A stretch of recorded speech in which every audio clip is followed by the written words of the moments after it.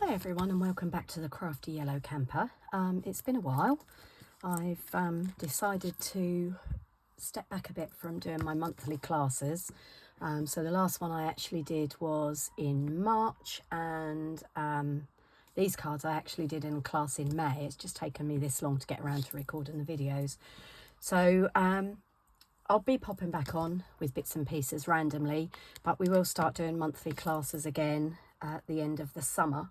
For those of you that aren't aware, I actually do 1940s reenactments. So my summer is absolutely rammed full with shows where we're taking our display to, or I'm helping out somebody else with the Women's Land Army or the Women's Voluntary Service. So my summer just flies by. So I will try and pop on with new bits and pieces as I purchase them, just to give you some ideas to do. But classes proper won't come back until late August, early September at the soonest. So I wanted to share these cards with you that I made in my May class.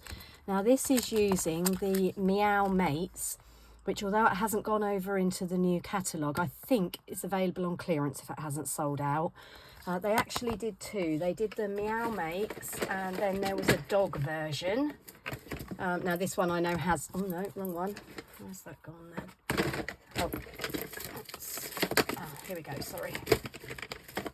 This is the dog version. It's called Dog On Friendly, and I know that that has definitely retired, which I'm showing you. Why I'm using the cat one to show you today, because I think that is still available. As I said, either on the clearance or the last chance section. Anyway, I just think they're really great for cat and dog people.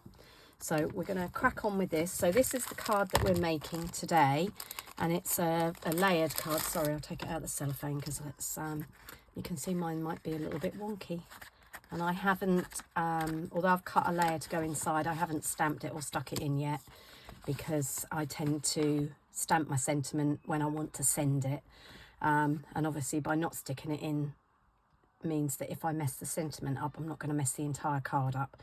So that's just a little top tip. The other thing is, as well, is that cardstock has two sides, so if I mess it up on one side, I can flip it over and get a second go, whereas if it's stuck in, I've got one chance, and if I mess it up, I ruin the card. And I've just realized this is a little bit on the wonk. I shall try to remedy that in the one I'm going to just show you. Okay, so the cardstock I've used for the base is one of the new in colours, Secret Sea. I'm not a big fan of black, I've got to be honest. I do use it occasionally, but it's not my go-to colour, which is why I quite like this Secret Sea. So there are 5 new in colours, which you can find online or in the new catalogue. We've got Strawberry Slush, Darling Duckling, Timid Tiger, Cloud Cover, and Secret Sea. I believe there were some issues with the Cloud cover stamping pad, so I know they weren't available initially as a pack of 5, but I'm hoping that that's been resolved now.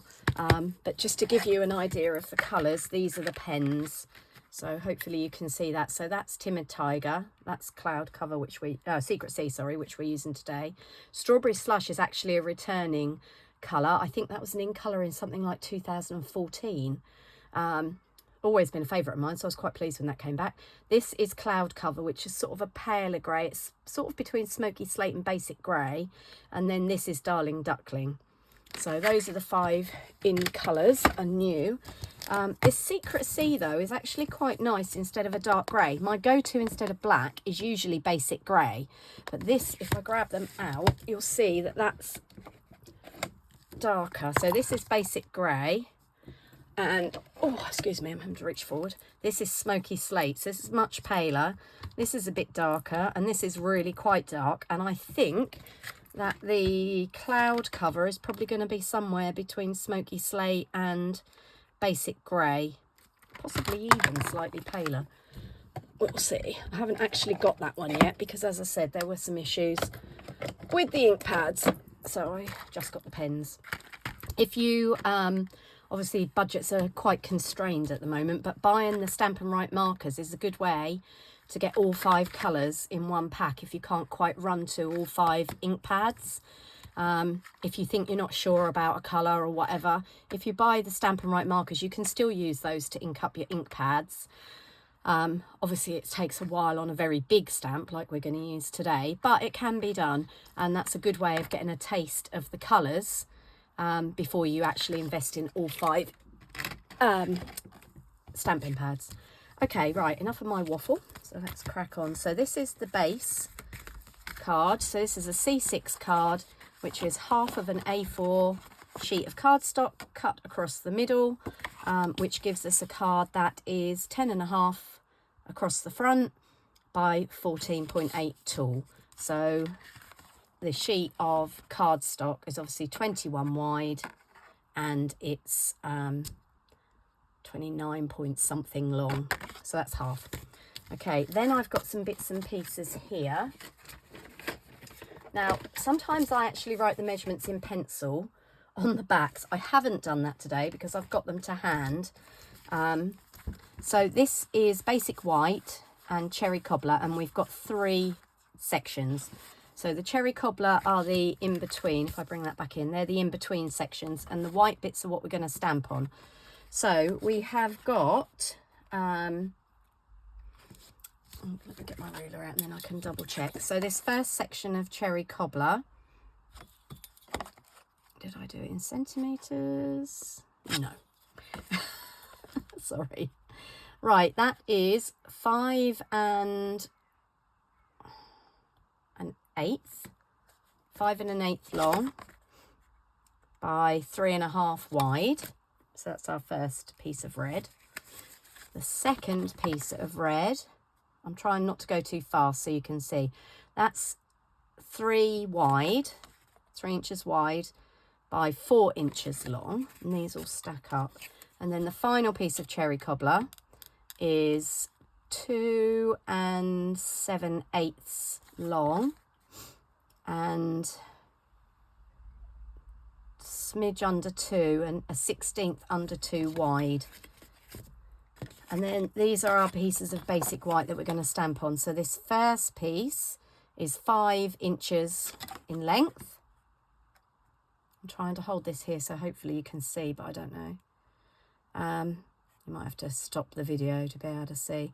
By 3 7/8, no, 3 3/8 wide. The second piece is 3 7/8 by 2 7/8. And the tiddly little piece, which is going in the middle, is 1 3/4 by 2 15/16. I'm sure I measured these in centimetres, so let's go back over that and have a check. So in centimetres, 4.5 by 7 for the smallest white. What's this? 9, oh my goodness me, 9 and 1, 2, 9.7 centimetres by 7. And the biggest white, this video is going to be a yard long purely with the measurements. 13.8, no, 12.8, ignore me, it's hot, it's boiling here. 12.7 by 8.5, so that's the white. Yeah, I did these in centimetres originally. And then the cherry cobbler, the smallest one, is 5 centimetres by 7.4. The next size up is 10.2 by 7.5, and the biggest one is 9. It should be 13.3. Yes, it is. So yeah, so just to recap those measurements in centimetres then, in case you couldn't see my ruler. So the first layer in the cherry cobbler is 13.3 by 9. The second panel is 8.5 by 12.8, and the smallest one is 10.3 by 7.5 centimeters. So that's all the cherry cobbler.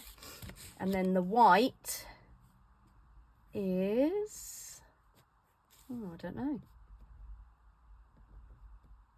The base, right, okay, so the one of the white ones is 10.3 by 7.5. No, sorry, 9.8 by 7. And don't appear to have written down those other measurements. I must recommend, oh no, here we go. So 8.5 by 12.8 centimeters for the biggest basic white, 7 by 9.8 for the middle, and 4.5 by 6.8 for the smallest one. And then just to go over the cherry cobbler again, 9 by 13.3 centimeters for the biggest one, 7.5 by 10.3 for the middle one, and 5 by 7.3 for the small one. Right, so if anybody really didn't get those measurements and you want to know what they are, message me or put a comment on and I will put them up there. Okay, so for now, the ones we need to work on are these smaller, the basic white rather. I'm going to bring in a piece of scrap paper because the stamp is quite a lot bigger. Sorry if you can hear rustling. The stamp is quite a lot bigger than the pieces of cardstock we're using. I'm just going to fold that in half. Now, this is one stamp. Just move that out of the way. This is one big background stamp. There we go. So there are a couple of ways that you can use these big background stamps. A lot of the time I think they get overlooked in the catalogue, and that's why I wanted to do some cards with them. So this is the biggest plate that I actually have. It isn't a Stampin' Up one, it's a Paper Mania one, but Stampin' Up do a big plate that should take these background stamps. So one way of doing it is to put it on a large block. Now, I have little hands. They might not look that little, but they are. So my hand span does not go across that block. I'm literally clinging onto the edge with my ring finger. So what I tend to do is ink up my stamp pad. Now, obviously, if there's any particular cat that you want to get, because the cardstock is smaller, so if there's a particular cat that you want to get, then obviously you'll need to look at where that particular cat is on the stamp. Okay, because you can see that's quite big and this is our card.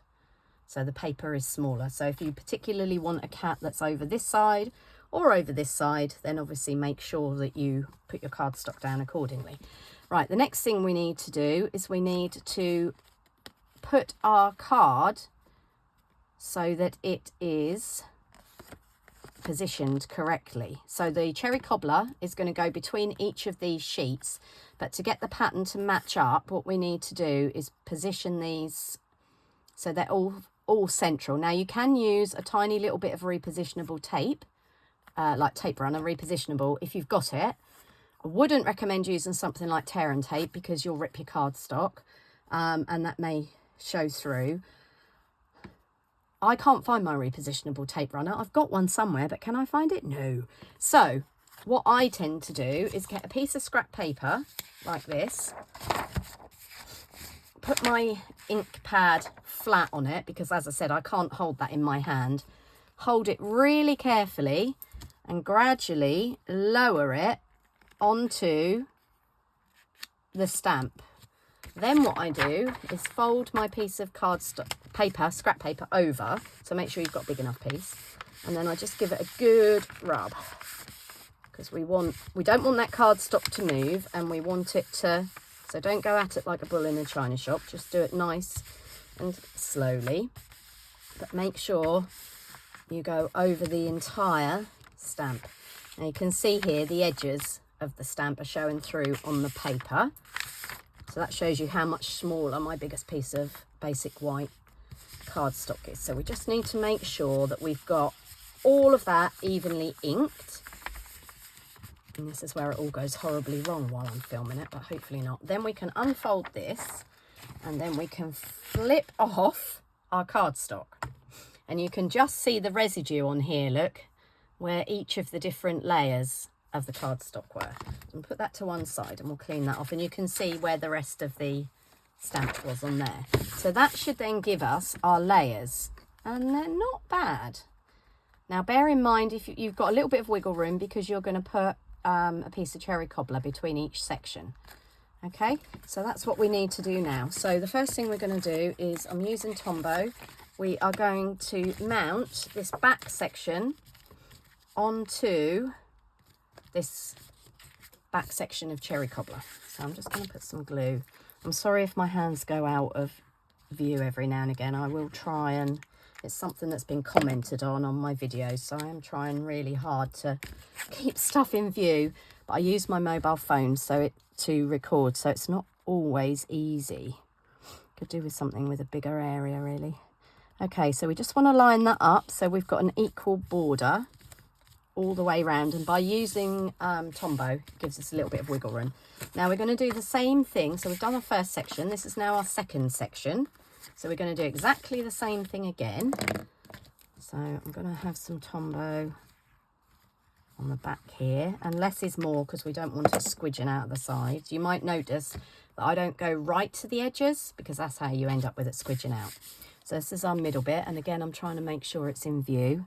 So again, we're going to layer this up onto this piece of cherry cobbler and try and ensure that we've got an equidistant border. Okay, and again, you can see that just sliding a little bit with the Tombow. It gives us a little bit of wiggle room.